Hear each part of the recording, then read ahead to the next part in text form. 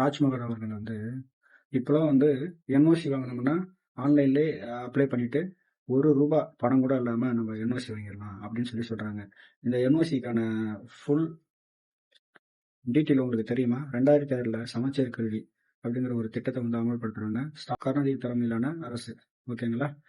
அவர் வந்து சமச்சீர் கல்வி அறிமுகப்படுத்துறது எதுக்கு, என்ன பேஸ் பண்ணி அறிமுகப்படுத்துறாங்கன்னா, ஸ்டேட் கவர்மெண்ட்ல இருக்கிற கண்ட்ரோல்ல இருக்கிற அனைத்து ஸ்கூலுமே மெட்ரிகுலேஷன் ஒரு சிலபஸும், ஸ்டேட் போர்டு நம்ம தமிழ் மீடியம் ஒரு சிலபஸும் வச்சிருந்தாங்க. அந்த சிலபஸ் வந்து இப்படி எதுக்கு பண்ணணும் அப்படின்னு சொல்லிட்டு சமச்சீர் கல்வி அப்படிங்கிற ஒரு திட்டத்தை அறிமுகப்படுத்தி, அந்த அப்ப இருந்த கல்வி மேலாளர்கள்லாம் ஒன்று சேர்ந்து என்ன பண்ணாங்க, நம்மளும் ஒரே மாதிரி நம்ம சிலபஸும் கவர்மெண்ட் ஸ்கூல் சிலபஸும் ஒரே மாதிரி இருந்தா அப்ப எப்படி நம்ம ஸ்கூலுக்கு வந்து பிள்ளைங்க வந்து படிக்க வருவாங்க அப்படின்னு சொல்லிட்டு அங்க வந்து என்ன பண்ணிருக்காங்கன்னா, central government central board education நோக்கி எல்லாமே போறாங்க. இப்போ இருக்கிற அப்போ வந்து ஸ்டேட் போர்டில் தான் அதிகமாக இது இருந்தது.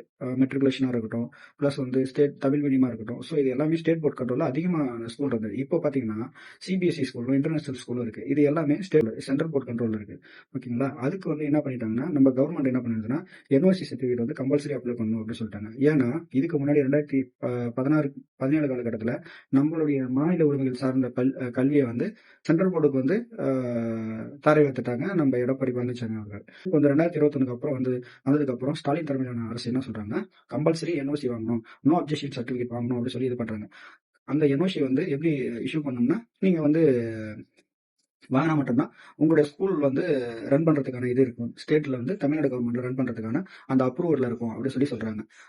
அதை வந்து என்ன பண்றாங்கன்னா, குளறுபடி பண்ற மாதிரி சென்ட்ரல் கவர்மெண்ட் என்ன பண்றாங்கன்னா, ஆன்லைன்ல வந்து நம்ம அப்ளை பண்ணிக்கலாம் அப்படிங்கிற மாதிரி ஒரு ஸ்கீம் கொண்டு வராங்க. இப்ப சார் சொல்றாங்க, நாங்க ஆன்லைன்லயே ஜீரோ கவர்னன்ஸ்ல வந்து கொண்டு வரோம், ரூபாய் பணம் கூட லஞ்சம் இல்லாம நாங்க வந்து கொண்டு வரோம் அப்படின்னு சொல்றேன். இப்ப எல்லாம் கூறாங்க இல்லையா, பள்ளி கல்வி மேலாளர்கள் எல்லாம் கூறாங்கல்ல, அப்பயும் அவங்க வந்து ஆன்லைன்ல தான் பதிவு பண்ணி வாங்கினாங்க. இப்ப ராஜ்மோகன் அவர் சொல்றாரு, எல்லாமே ஆன்லைன்ல ஜீரோ கவர்னன்ஸ்ல நம்ம கொண்டு வந்திருக்கோம் அப்படின்னு சொல்றாங்க. ஜீரோ கவர்னன்ஸ்ல கொண்டு வரலைங்க சார். அப்படி ஜீரோ கவர்னன்ஸ்ல கொண்டு வந்திருந்தீங்கன்னா ஸ்கூல் ஃபீஸ் வந்து கம்மி பண்ணணும்.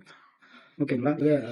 மாணவ மாணவிகள் வந்து ரொம்பவே அவங்களுக்கு வந்து பாதிப்பு ஏற்படுத்துற மாதிரி ஒரு ஸ்கீம் தான் கொடுத்துட்டு இருக்கீங்க. என்ஓசி சர்டிஃபிகேட்ங்கிறது நோ அப்ஜெக்ஷன் சர்டிஃபிகேட். அது எப்பவே இதை அமல்படுத்தின ஒரு சர்டிஃபிகேட். அதை வந்து டிரான்ஸ்பரன்சியா கொண்டு வந்திருக்கேன் அப்படிங்கிற பேர்ல நீங்க சொல்லாதீங்க.